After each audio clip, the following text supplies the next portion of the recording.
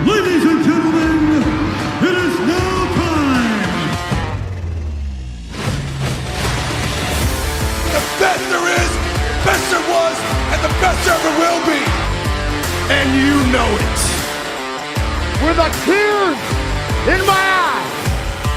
The cream of the crop. Acknowledge me.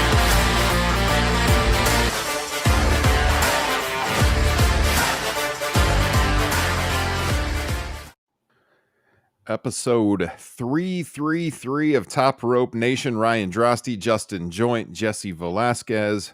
Boys, we were able to watch this one together.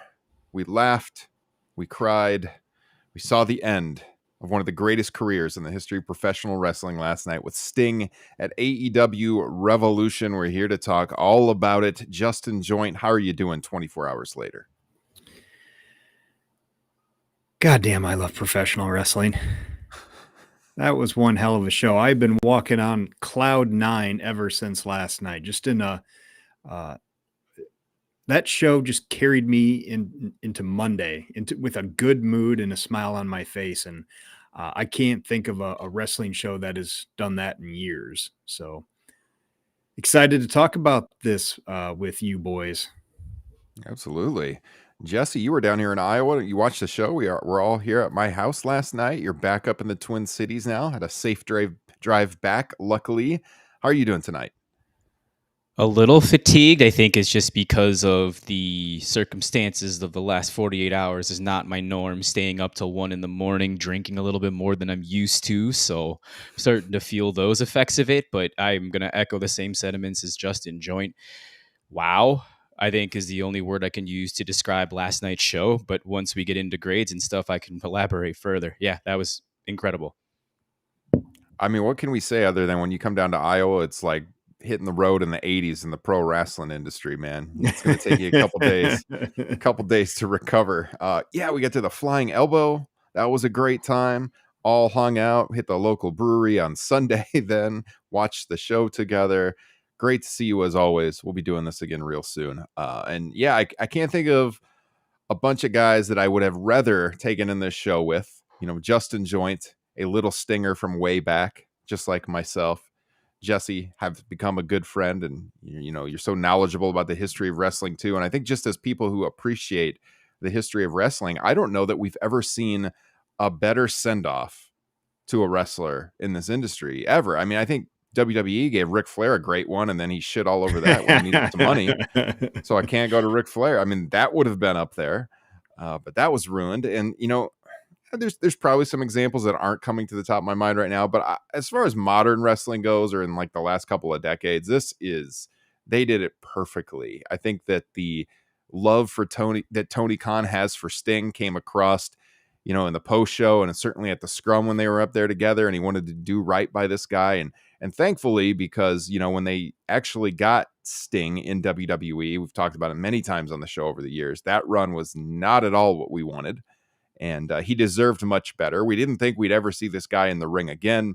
He comes into AEW 3 years ago, and, you know, that first thing, it was like a cinematic match. So we're like, okay, he'd probably do something like that. It protects him a little bit, however they go about shooting this match. And then before long, this guy's jumping off ladders and balconies and just crazy for a man in his mid-60s. And luckily, no serious injuries in his farewell. My God. Justin, your thoughts? Yeah, I mean, to echo what you said, I've been thinking about that all day too, as to who could claim a better send-off. It did bring a smile to my face thinking about maybe The Undertaker, watching what AEW has done with Sting these past 3 years and the send-off that he got, and hopefully a few tears, you know, went down his cheek thinking about what could have been for old Taker. I guess he can claim the graveyard match, but holy shit, does that pair in comparison to what we watched last night? Bittersweet. I mean, it was fantastic.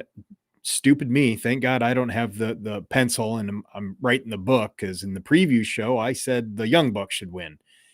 And not even halfway into that match is like, Sting has to win this, you know? Yeah. I think we all agreed on that. I don't know what you can, I mean, kudos to everybody involved.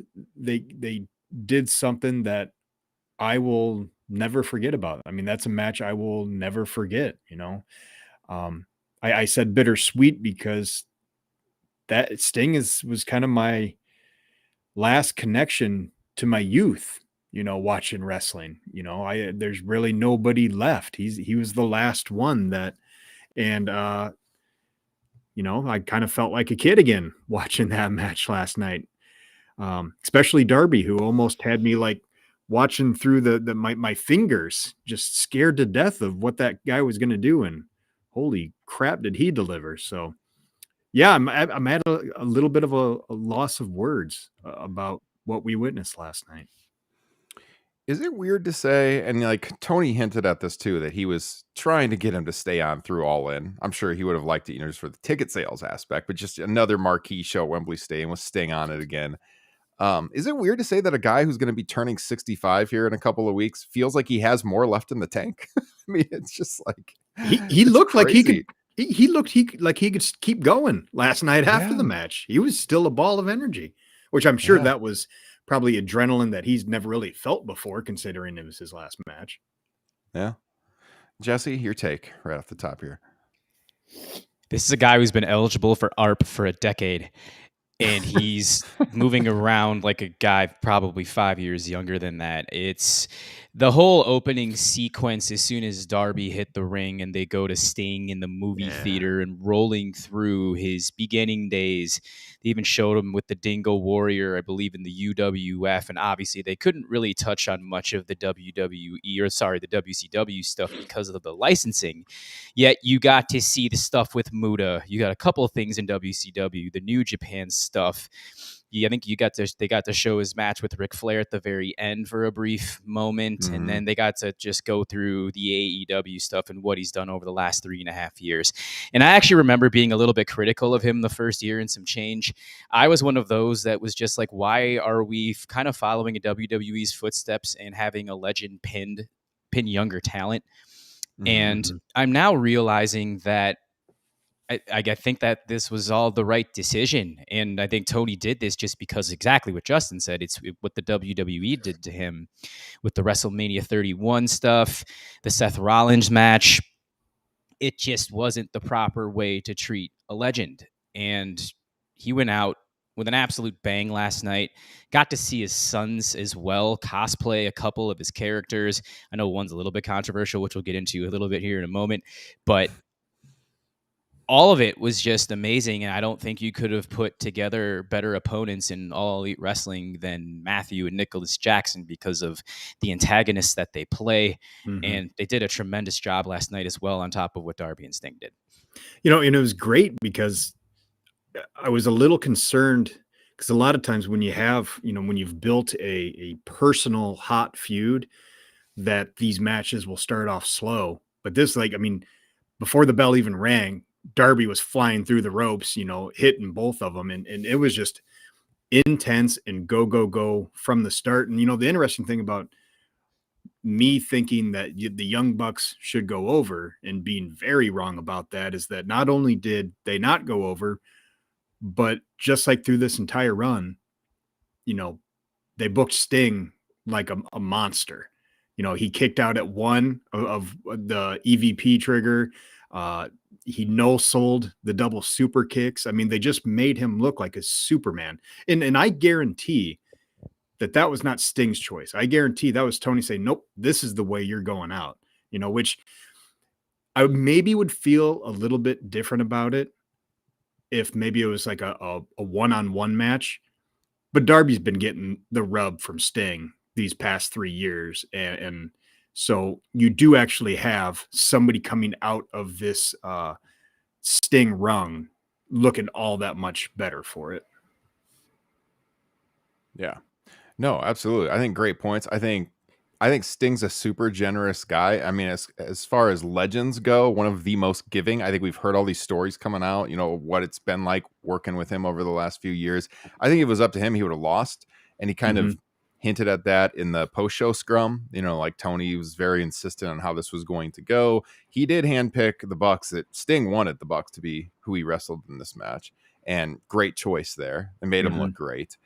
But yeah, I mean, I think just the best way to go out. I was not on the preview show, but I told you guys before the show, I agree with Jesse that I thought they would probably put him over.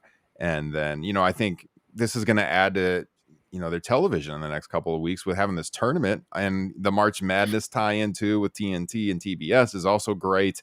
I think this is going to be really interesting now, to really rejuvenate the tag division, which we've talked a lot about on the show. And Jesse, you've been adamant about this too, that it's been weak. And this is something that had been such a strength for the promotion. I'm really looking forward to the tournament to strengthen that again. But I think when it comes down to it, you got one of the biggest arenas in the United States sold out to see this guy off, and you had to do it in the main event. There's just no way you couldn't put him over. If he loses there, you would have had to do something afterwards to get him, to stand tall at the end. But I think that would have been difficult. I think it would have been deflating had he lost. So I think it was the right call overall, despite Mr. Steve Borden probably not being a fan of winning. But I think top to bottom, they just put it together so well. The movie theater thing that you guys were talking about, thank God with their working relationship with New Japan. So we actually got some Surfer Sting footage in there, along with the pictures from Pro Wrestling Illustrated, from the WCW days, but the New Japan footage. And I thought they put that together really, really well. And then we were all talking about what they would do for his theme song, because I told you I'm not a huge fan of his AEW theme. It's pretty generic. And I had said, I wonder if they got that original WCW theme that Justin likes so much, from the early 90s. And then we started talking about that, and we were like, I don't know, maybe WWE owns that, because I think it was in one of the WWE video games at one point in time. So getting Metallica for Search and Destroy was perfect. I mean, when his son walked out, his first son in the Surfer Sting gear at first, because he looks so much like him, I think the crowd thought it was him. Yeah. And I did too for a split second before I could tell he was a little stockier. And Sting said in the post-show scrum, that's the exact reaction, that he wanted, that it could be him. And then, Wolfpack Sting, ugh. I know Justin's a little critical of that. I do think, though, like the greater wrestling community at large, I think there's some fandom for Wolfpack Sting. I'm not saying I'm one of them, but I think since he's doing black and white Sting right now, I think for the contrast, you pretty much had to do that. Joker Sting is like pretty similar to what he's doing now. The all red face paint is a good contrast, I think, to it. So I like that. The match itself, I mean, Jesus, he took that table bump up by the ramp with very little cushioning underneath. We were a little concerned at that point. Of course, Darby going through the glass. I mean, what can you say? This guy's nuts going through that glass on the outside. Then Sting goes through the glass in the ring. Thank God nobody in the crowd got hurt from what we know. But yeah, I mean, it was a spectacle. There are other matches on the show, as we're going to talk about, that you get into like the star ratings are probably, well, for sure the better matches. But this is the one at the end of the day, though, it's going to stick with you. So if you factor that into your star ratings, I don't know how maybe this isn't your match of the night. I mean, I love the Ospreay match, but I think 5-10 years from now, this is the one I'll remember from the show. So if you're giving the main event your match of the night, I can't disagree. Let me ask you guys your match of the night and your grade for the show, Justin. Real quick, I just want to go back to Wolfpack Sting real quick. I think part of the reason it surprises me is because Sting has basically admitted that was like one of the darkest periods of his life. That was like a real low point, I think, both professionally and personally. So that was kind of a surprise. I get what you're saying about the contrast. That makes sense. I think I just would have preferred, like, if both boys would have came out, like, you gotta if that was the plan, you gotta do the red, white, and blue Sting. That is absolutely iconic. Loved it. I think the other one they should have done, which it would have been harder to recognize, would be for the other son to come out as Sting from Clash 1, which was in that arena, correct? Yeah. The one that kind of made Sting.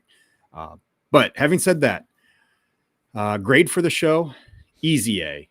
And that is an A that leans closer to the plus than it does the negative. And that is not to say that this was a perfect show. It was not. Hello, scrambled eggs match. For match of the night, I at least as of last night, I know what your guys's was. Mm-hmm. And I loved Ospreay and Takeshita. Loved it. And to point to how good the show was, that was my third match of the night. My number one afterthought, when I left your house, Ryan, my match of the night was Danielson and Kingston. I freaking love that, but by the time I got home, it was like Sting and Darby versus the Young Bucks was perfect. It was exactly what it needed to be, especially when you considered Sting's age and ability. That's the one I'm never going to forget about. And, 5 stars for me. That's, and that's the other thing, talking about the show as a whole. And this is something we've talked about before when it comes to AEW shows, is you think about all of the matches we saw that we loved. We got a variety again. The main event was basically a hardcore match.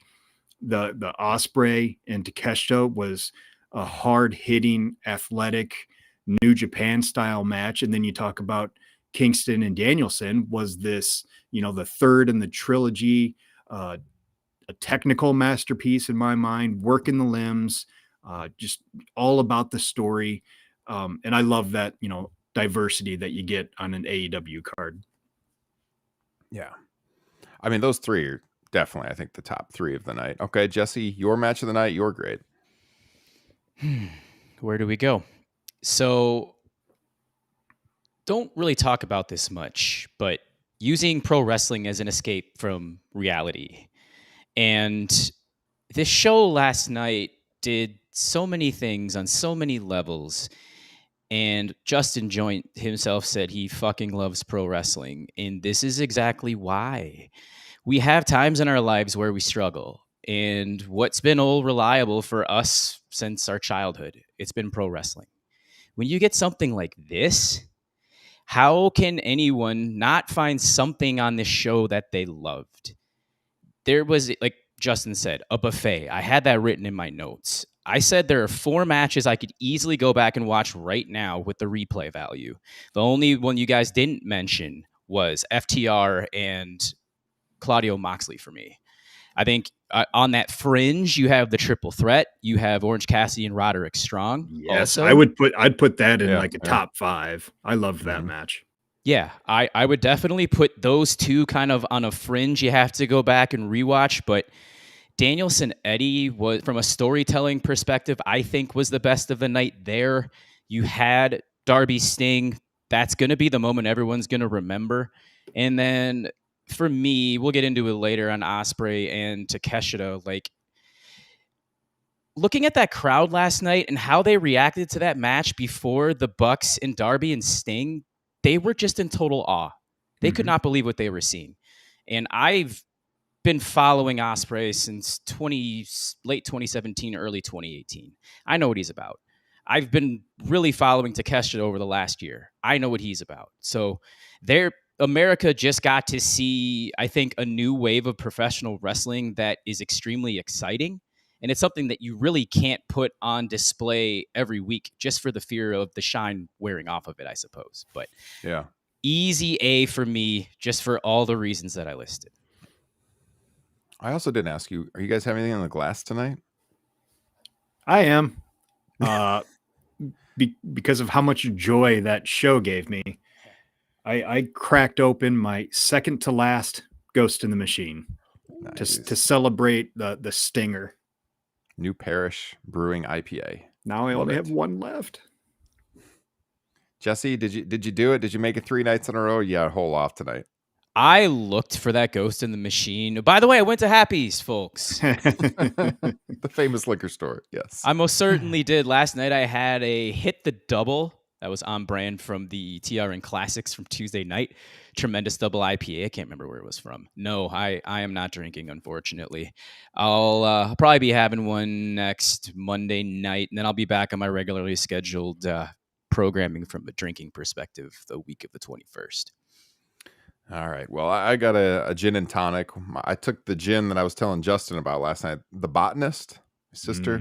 I got to try that. Pick this up for me. good gin, good stuff. So that's what I got tonight. But yeah, okay. So my grade, I would go A for sure, and just like Justin, closer to A plus than A minus. I think it's an all-timer of a pay-per-view. Multiple matches that could be in the match of the year consideration, all-time classics, an all-time moment. I don't know how you don't have this at an A.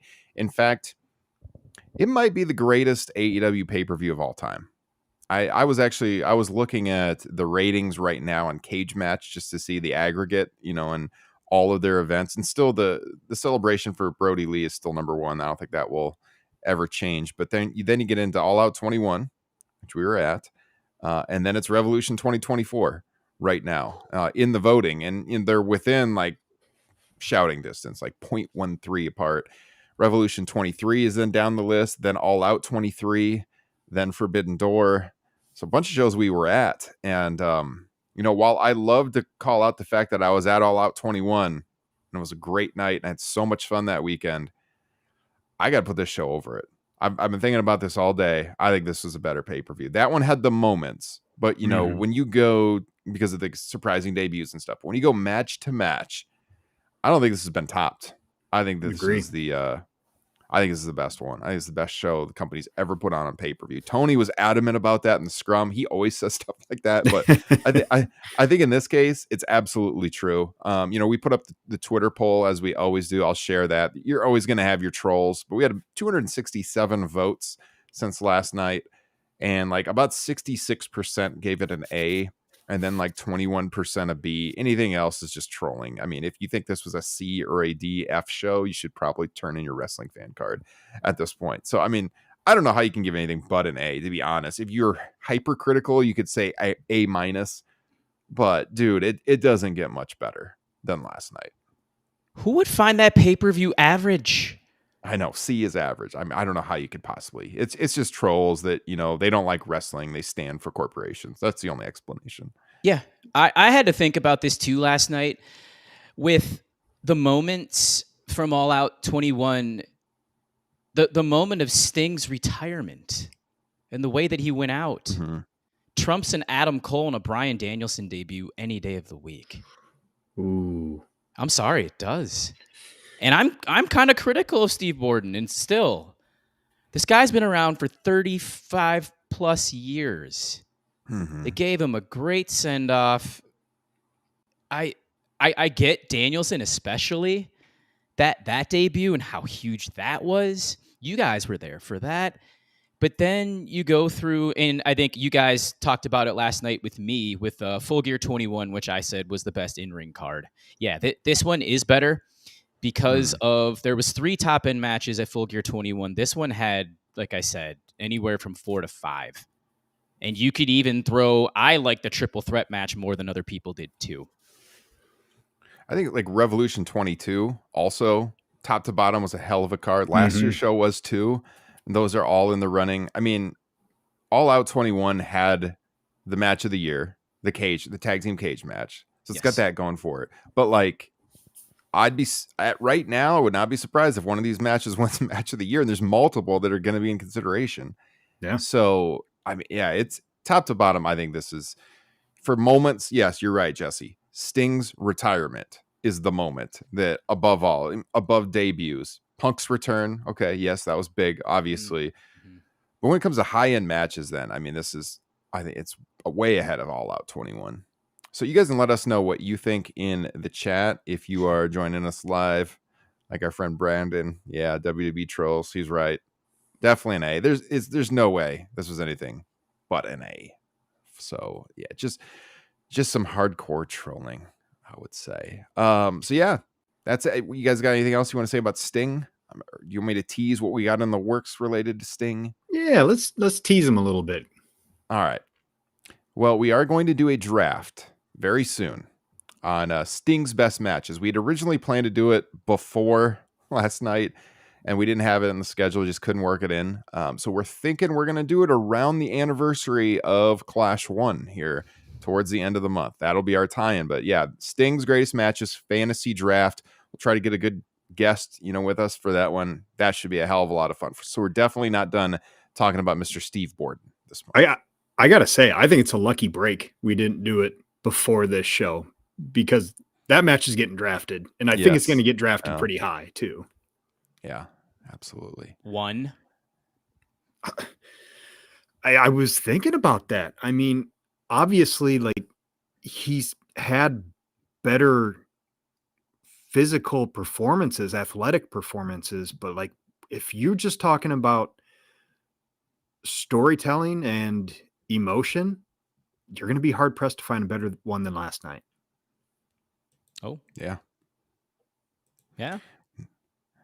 I'm looking right now, and as of right now, it is the highest graded match on Cage Match, just barely ahead of Ospreay and Takeshita, but it is the highest one from last night. So, I mean, yeah, it might go number one overall in that draft. We'll have to see. But speaking of Takeshita, let's go right to that one, okay? Because I think another takeaway of this show, as big as we are on Swerve, and we continue to be, another takeaway I had is like, this guy Will Ospreay, how do you hold off going full throttle with this guy?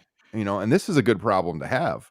But it feels to me like with the young guys on this roster, and Ospreay in the press scrum was talking about the talent. He said it was the best roster in wrestling history. And God, we got Okada coming in now this week too, is the rumor on Wednesday night.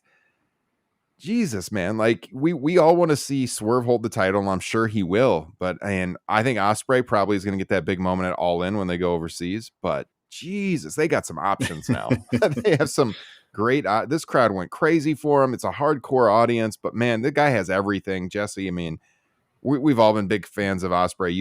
You especially. He's got everything you want. He's got international appeal. He's awesome in the ring.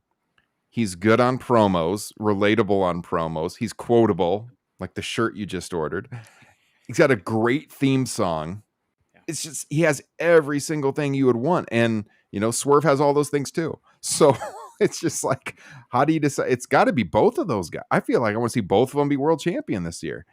And then we still got this situation with like Bryan Danielson. He's on his way out. He's never really had gold in this promotion.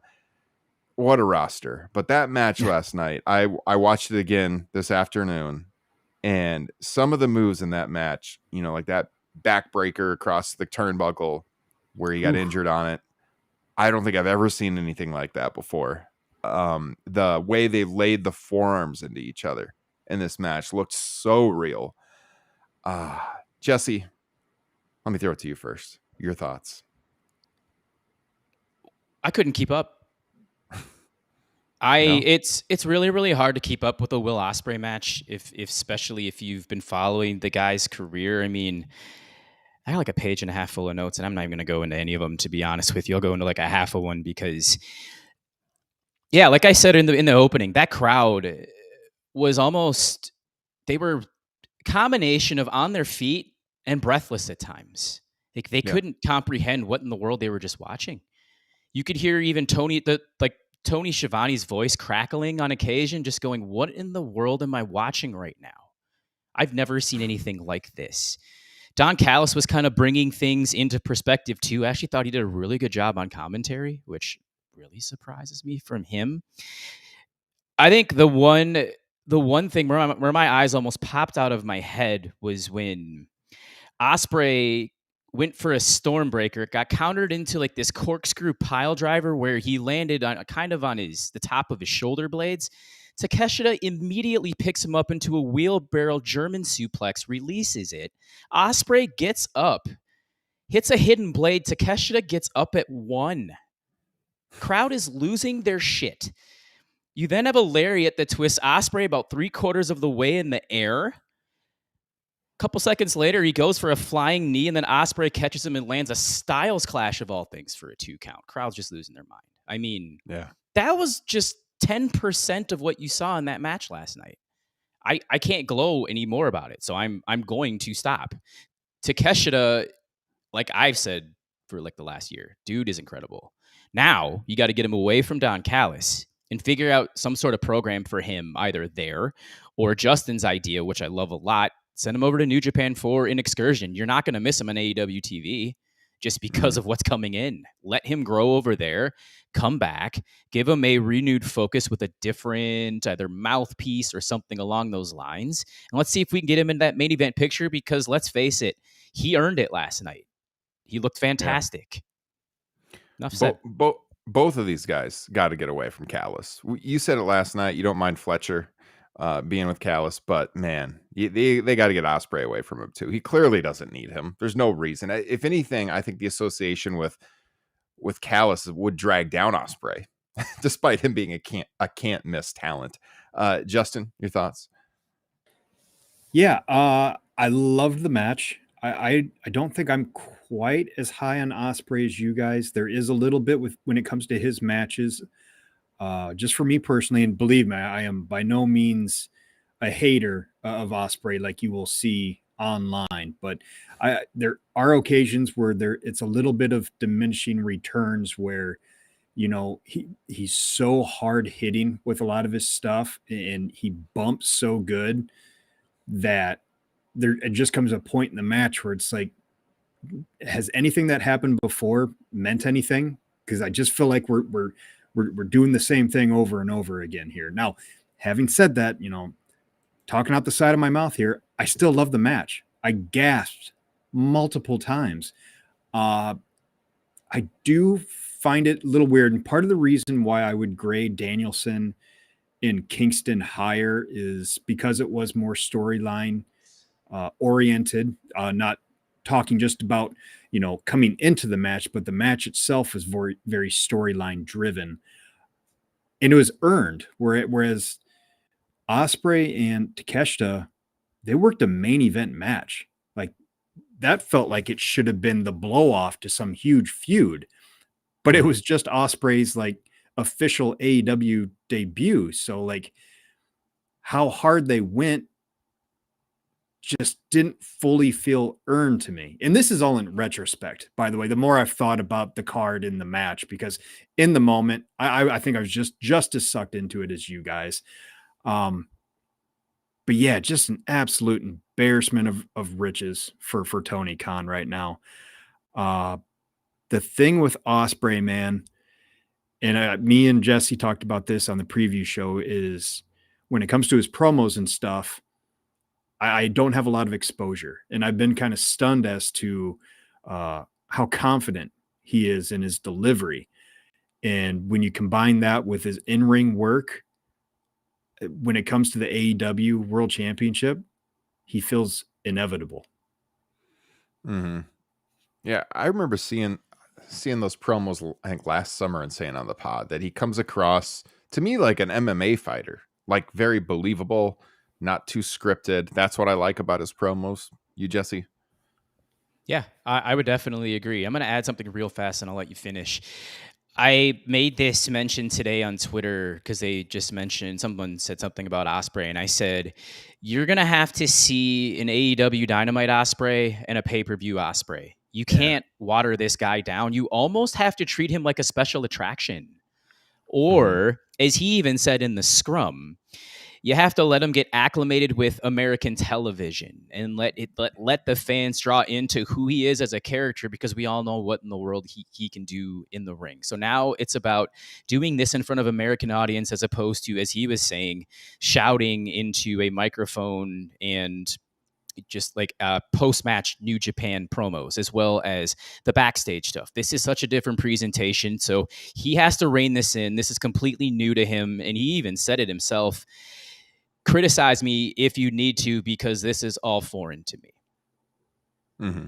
Yeah, that's, you know, that media scrum talking about how we need to get him away from Callis as soon as possible. He really comes off as kind of an endearing little goofball with the way he was talking in that thing.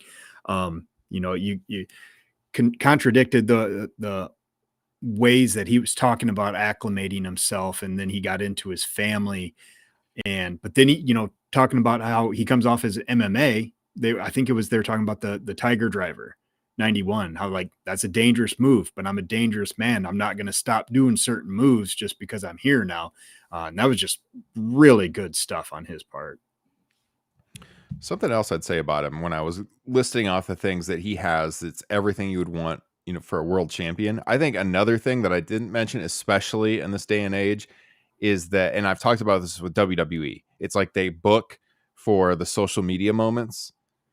Will Ospreay is the exact kind of wrestler you would want for like TikTok moments. And, I know our older listeners probably rolling their eyes right now, but that kind of thing is so big right now to attracting young people. Trust me, I know better than anyone that young people today have the attention span of, nothing. And they have no attention span. And if you're scrolling through TikTok and you see a highlight reel of this guy, that's going to get your attention. And, some old school wrestling, it just won't do that for young people. And Swerve kind of has it too, but not like Ospreay. Ospreay, everything this guy does is so eye-catching that it's the exact kind of thing you need, I think, in the 2020s to attract new eyeballs to your promotion. I feel like he has every single thing that you would want. And yeah, he's like the TikTok-friendly pro wrestler. No question about it. Bases his character off of an Assassin's Creed game. Yes, that too. We had that conversation with Tim last night. So yeah, great match. Check that out. And the other great match that Justin's been shouting out, Danielson and Eddie Kingston.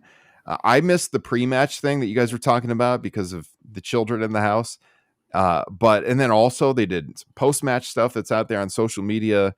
The match itself was fantastic. Of course, Bryan Danielson takes the loss. Why wouldn't he? This is Bryan Danielson these days. But I mean, Justin, what'd you love about this one? Grab a hold and tell a story. In this case, it was Danielson working that slapping hand of Eddie Kingston, making it so that he couldn't utilize it and that Eddie would have a hard time, even outside of his chest slaps, even just getting him up for the power bomb at the end. That was just all really good stuff. I mean, man, my head is kind of spinning trying to go back and think about this thing. The interesting thing to me is how is Eddie going to move forward now? Because his entire AEW run is how he has just felt slighted by everybody he has worked with in the past.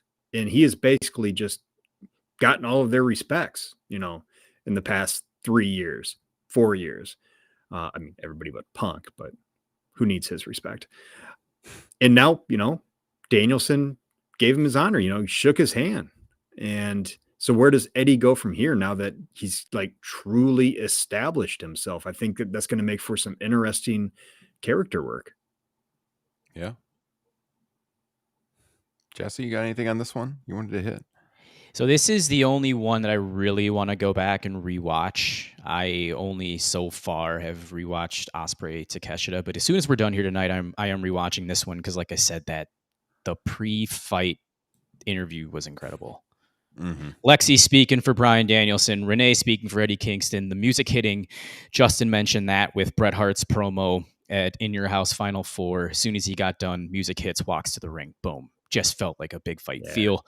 It was, and Justin pointed this out, it was a 20-minute match, and it flew by. It felt like 10.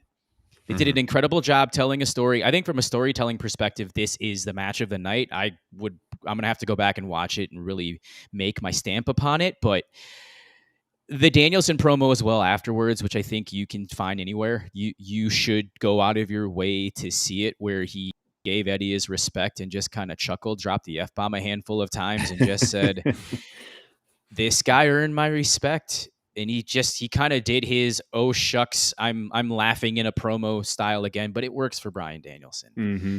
I'm very curious to see where both men go, because Danielson is supposedly on his way out from a full-time standpoint. And then Justin said it, Eddie, like what does he do? Who are his next opponents? It's going to be really eye-opening to me. Yeah. What mountain is he going to create in his own head that he has to climb and conquer, because that's been his entire wrestling story. Yeah. Well, we're going to hit a lot of this stuff fast in the interest of time. Mm-hmm. We know a lot of podcasts have come out already covering the blow by blow of every match. So we're going to just hit some talking points we have. I think one major talking point, maybe to bring it down a notch before we go high on some stuff again, is the one match that universally, as it was going on, we all kind of had problems with. It should not have been on the show. Look, Chris Jericho aside, this scramble match had no business on this show. You already have a 10 plus match card. This is the kind of thing you can build TV around. This stuff where you're like just trying to get people on the show. And there's been an added emphasis on Wardlow, which made the finish very obvious. The match was too long, went over 16 minutes. And, our big problem with it, especially after having just watched In Your House Final Four for Top Rope Nation Classics, which, if you guys are not patrons, sign up. Great show. We did it last week, 2 hours on that in 1997 WWF. I'll be dropping a teaser here on our main feed later this week. But that match, the Final Four match, felt like such a fight because you had people fighting on the outside and in the ring. And then you contrast that with this, where it was just the epitome of scripted multi-man wrestling, where it doesn't seem real. Like you could literally see the guys just watching on the outside, and they were coming in individually, like a line, like one move, then another guy comes in, a move, another guy comes in. I hate that kind of thing. It's not realistic. Why are these people not fighting on the outside of the ring? And real quick, I wanted to mention, because Jesse, you talked about this on Twitter, and someone I saw responded to you, and they're like, isn't that all multi-man matches? No, it's not. Watch In Your House Final Four. It's not. Yep. It doesn't have to be that way. These guys should be fighting all over the place. They should be fighting on the outside in the ring. It should be a crazy, wild match. It shouldn't be two guys fighting and everyone else laying around visibly watching the match happen for minutes on end. It was not a good match. The ratings for this reflect it. It was the low point of the show. I mean, it had some eye-popping high spots, of course, but I mean, overall, it had no business on the show, Justin. So go ahead. Right guy won. I'll give it that much. But I mean, no exaggeration. 30 seconds into this match, half the people in it were on the outside for the next 3 to 4 minutes while they did their little mini version of Meat Madness. And not only just how annoying that was, it was a pretty sloppy match too on everybody's part that was involved. And I don't have a whole lot to say about it. Just did not care for it. Two more things. The four small guys then getting in the ring, and the big guys clearing to the outside and just sitting there chilling was not a good look either. And Dante Martin really reminds me of Will Ospreay in 2015, 2016. You could see a lot of that last night, where he was kind of trying to connect 4, 5, 6 different high spots together, and he really started to slip up. He just needs to slow it down a little bit more.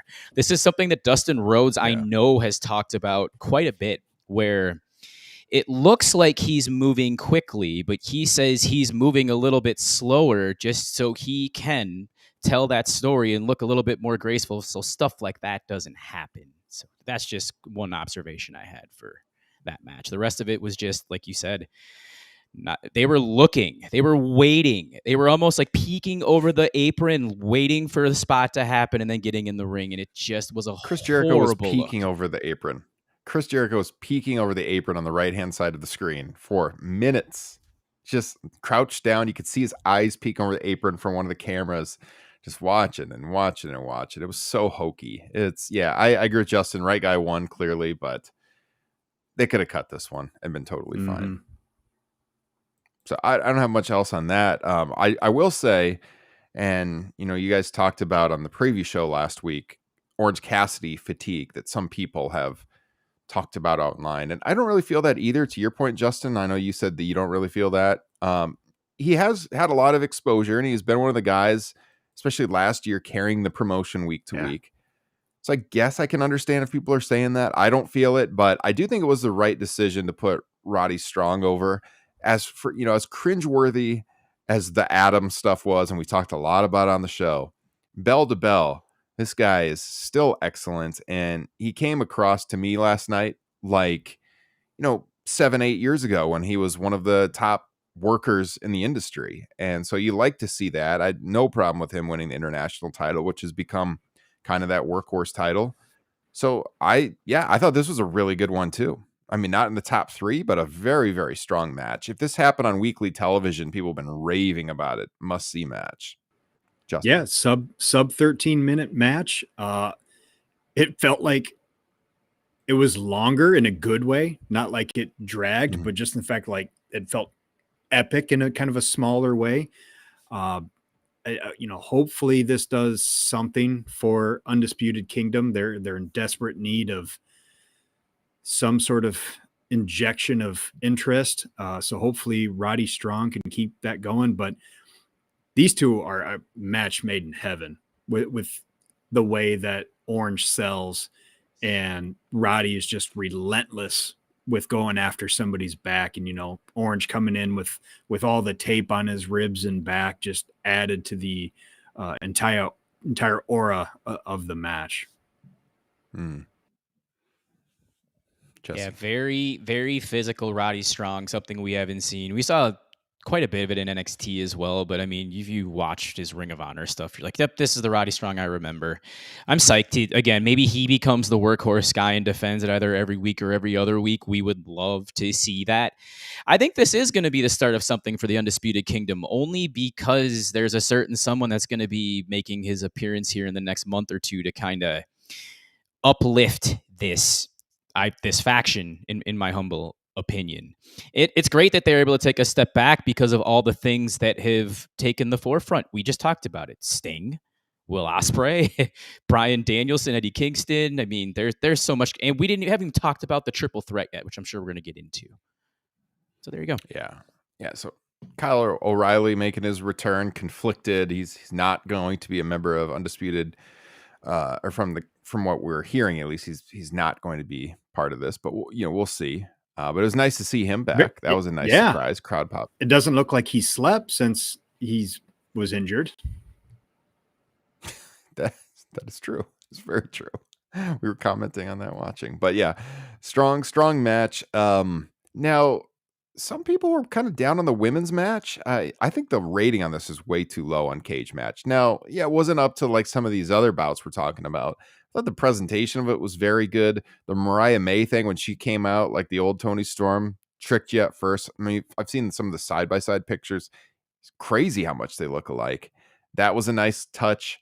The match was fine. I didn't think it was bad or anything. But at the same time, you knew there was no way. You just could not take the title off Toni Storm with the boss coming in here in a week and a half. You can't do that. So, unfortunately for Deonna Purrazzo, the timing wasn't right for her. But I think she will be established as one of the mainstays near the top of the women's division. She's very talented.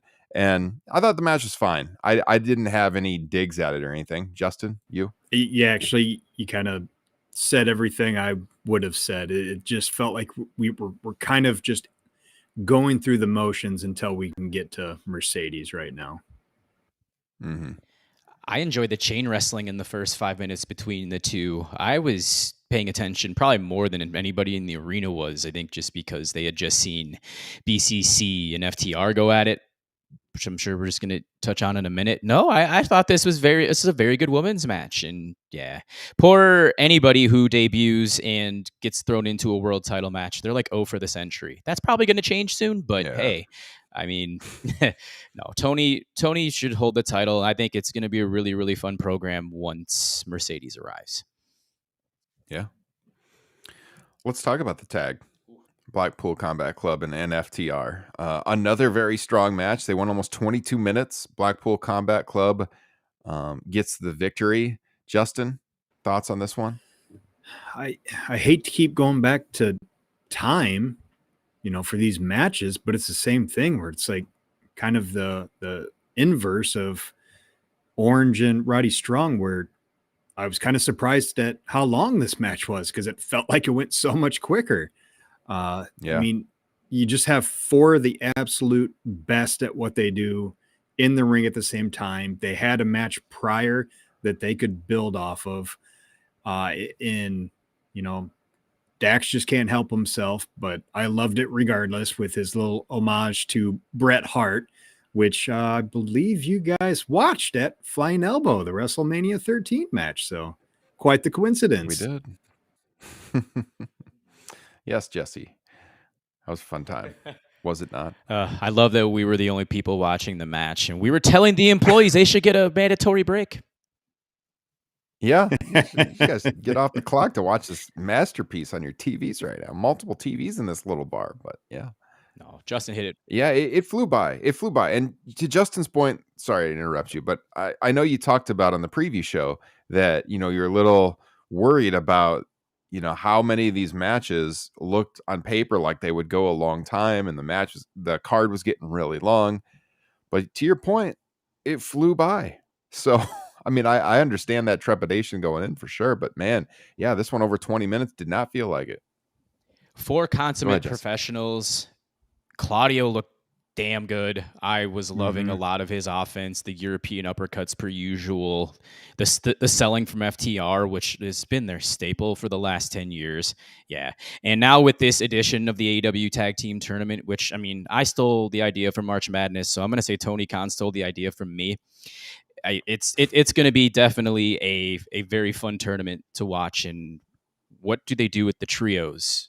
Because that's relegated to the pre-show. You gotta get rid of it. Bricks. Maybe unify it and send it over to Ring of Honor. I think that might be the way to go.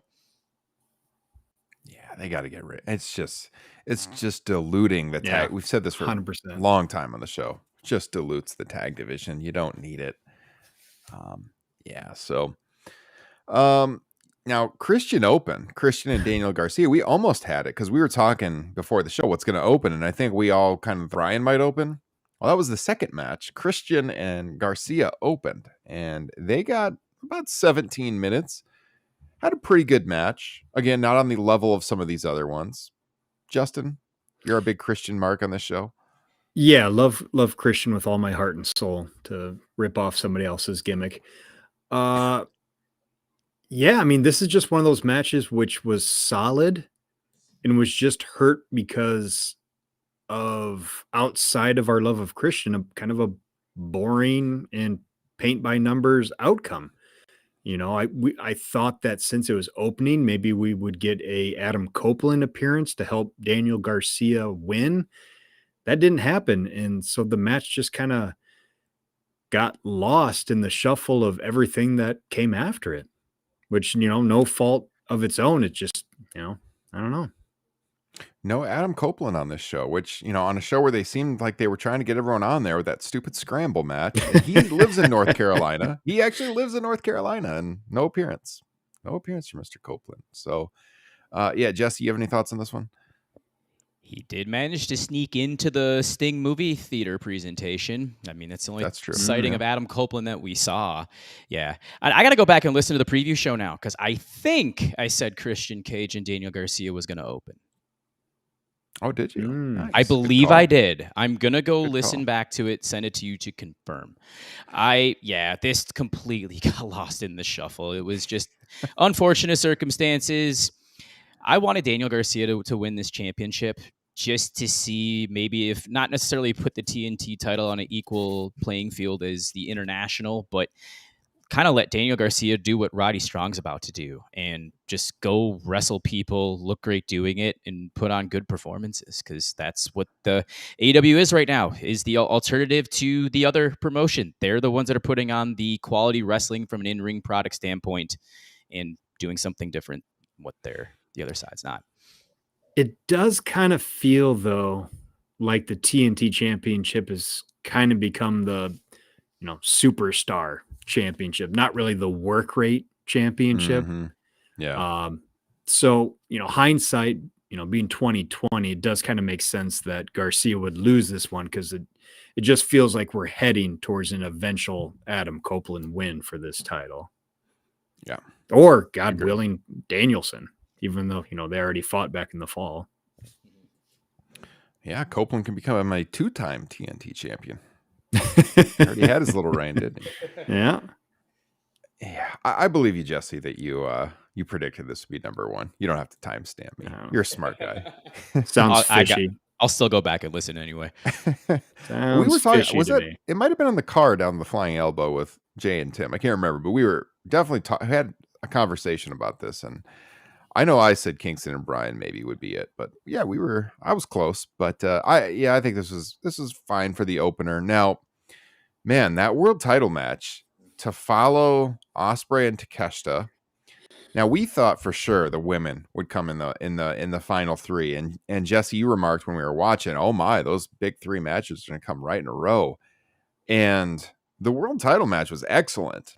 But that being said, kind of got lost, I'd say, coming after Ospreay and before Sting. Like, I just haven't thought that much about it in the aftermath. I think going in, you guys talked about it. I've talked about it with you. It's just, you couldn't take the belt off Joe right now. As big as we are on Swerve.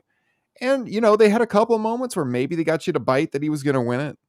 But I think the bigger story, was like what was going on with Hangman and Swerve. And I liked the bit in the match where, like, Hangman had the match won, but he screwed himself because he attacked the referee. That was nice. And it looks like Paige is going to be out for a while from what we're hearing. And so we're expecting, like, maybe on Dynamite, perhaps there's going to be something happening with that, maybe for attacking the officials. He gets suspended or something. I don't know. Fightful had this report that he was going to be taking some time off, it sounds like. So all of that, very logical. The match was good. It's just that on a stacked show, I just honestly haven't thought that much about it. Let me go to Jesse first. Anything you want to say on this one? They all had their moments. Swerve stood out to me, although I will say Hangman's character work, beating up 2 referees and just looking incensed anytime he looked at Swerve and just angry, just vindictive. I thought that was a really sweet touch. So Joe got to be able to play off of that, choke out Hangman and win the match. Justin, again, I mean, I keep going back to you because you've been hitting the nail on the head, I think, for the last 45 minutes and some change. Swerve should not win a title in a triple threat match. I saw some discourse online today saying, why in the world didn't Swerve win? And I said, it's easy. Why would you do it in a 3-way? And not in the main event. Yeah. A show that was more about Sting. Yeah. And I think this... All right. Well, first off, problem with the match is I think the first third of it was a little disjointed. There was a lot of near falls where Joe was supposed to interrupt the count, which he was late to. I don't blame anybody. He was a little off. That. Yeah, it seemed like he was a little off early. Yeah. Yeah. But once you got past that first third, and I would just say that the entire second half of the match was incredible. I thought Hangman to me was probably the highlight of it. But to me, this match is just a bridge for where they're going. This was about laying more groundwork for the story they're trying to tell. You know, there was a moment in the match where Swerve hit both of his finishers on Joe and didn't even attempt a pinfall. He just went right back to Hangman, so I think that is going to come back around and have a pretty important impact later on. Whereas he's kind of learning to be cutthroat and maybe ignore his own personal feelings, which you need to do if you want to be champ, if you want to wear the gold, Hangman, obviously, a fucking madman, and Joe, just the best in the world, just doing what he had to do to get the job done. So not a perfect match, borderline something that could get lost on a card like this, but it was a match built for the future. 2 quick things. I like that Swerve turned down Prince Nana's crown, or he had it and said, nope, I'm not winning this way. Great point. And the other thing is you sandwich that match in between the 2 matches that everybody's talking about. So obviously it's not going to be thought of at all. And thank you. Terrible night for Swerve to win the title. Yeah. And thank you, Jesse, for driving home. The other point that I totally missed was that this was to firmly establish, I think, Swerve as the babyface, Hangman as the heel. Yeah. So that's it. That was Revolution. We've got Okada possibly debuting Wednesday night. Next Wednesday, we got Mercedes coming in. We got a new pay-per-view next month in St. Louis here in the Midwest coming up. Justin's not a fan of that one. Come back to Minnesota. Right, Ryan, tell them why that stinks. Weren't they just at this exact same place not too long ago, drawing a roaring 3,000 people? They have not drawn well down there. And I think it's more just Tony playing nice, because at one point, wasn't that supposed to be the location of Full Gear? that was in 21? Minneapolis. Yeah, and then they yeah. changed it, and he had promised that they would get a pay-per-view. So it's just him making good on his promise, but like they were just there a couple of months ago. I think Collision. And yeah, it did. I think it was it January? I need to pull up WrestleTix. That's Yes, what you said. That sounds right. Mhm. Yeah, they were just there, and it was only a few thousand people, and they did a little bit better the time they were there before. I'm sure they'll get the travel in audience and stuff. They got a big airport there and maybe some cheap flights. But yeah, we were selfishly hoping on the Twin Cities. That was just such a great time at Full Gear a few years back. And I think this is just a make good. And, you know, he said as such, Tony said as such, for the switch that they pulled. Now they're running at the University of St. Louis, which is it's close to downtown, near Union Station, I believe even, but it's not where the Blues play, which is a much bigger building. So they'll probably fill it up, I think, since it's a pay-per-view. But there's certainly hotter markets for AEW. I will say that. I'm contemplating going. It's not my favorite drive, but it's doable. Now it is a Sunday, so I have to take some time off work, but I Again. get some personal days to burn. What's that? I said again. Yeah. But yeah, we'll see. We'll see. What else? So yeah, we got more content coming for Sting later in the month. We're of course going to be building up to WrestleMania, and God, we got so much dropping on Patreon, you guys. I mentioned it, the In Your House Final Four. If you guys are not patrons, I say this all the time, you're missing most of our content. Jesse drops TRN Unplugged almost every single week. We got TRN Extra. There's more than 140 bonus podcasts, you guys. You need to join the Patreon page. It's the best way to ensure the show continues into the future. And we reach 400 episodes. This is 333 tonight. Become a patron. Link is here in the description. Get all that bonus content. Jesse, go ahead. I promised something, so I'm going to do it. Yes. The tease of an announcement. So I scrapped my ECW 1995 review of the year. I'm going to do that next year. I have decided to work on an ebook that's going to be released next spring. That's all I can tell you right now. This is as the advice of my two co-hosts, and I could not agree more. So once I think the late fall hits, I will tell you all about what this ebook consists of. And all I'm going to say is you all should be very excited, because I sure as hell am. I am looking forward to it. Yeah, you've told us what you're working on. I think it's going to be really fun. And you're right. I think you should play it close to the vest so nobody steals your idea for sure. But it's going to be worthwhile. And of course, when we get into the fall and you got this thing of getting close to completion, we'll promote the hell of it out of it on the show and all of our social channels. So stay tuned for that. And I think there's a chance we're going to be renaming the Patreon Bukkake, because there's just so much and it's dropping everywhere. Well, that's better than what you said on the Revolution post show a couple of years ago. I'll tell people to check the archives in the first 5 minutes on our, what was that, Revolution 2021. We listened to that one back not too long ago. I am who I am. It's one of Top Don't Rope change. Nation's finest moments. Just go back and listen to the first 5 minutes of our Revolution 21 review, and you'll know what we're talking about. You know, after the exploding deathmatch debacle, Justin was at his best there in the intro. Good stuff. Don't change, Justin. Never change. Please don't. This is our flagship for this week. So yeah, on the main feed, if you're not a patron, you're gonna get that preview of TRN Classics and get like 15 minutes of it later this week. But we'll be back next week. Justin just signed off for a second. Now he's back. What happened? You guys froze. We froze? Yeah, you guys froze. I thought you booted me because I made a Bukkake joke. Oh, it showed on mine that you exited. I don't know what's going on. We better sign off before Restream just gets totally nuts. Houdini down there, yeah.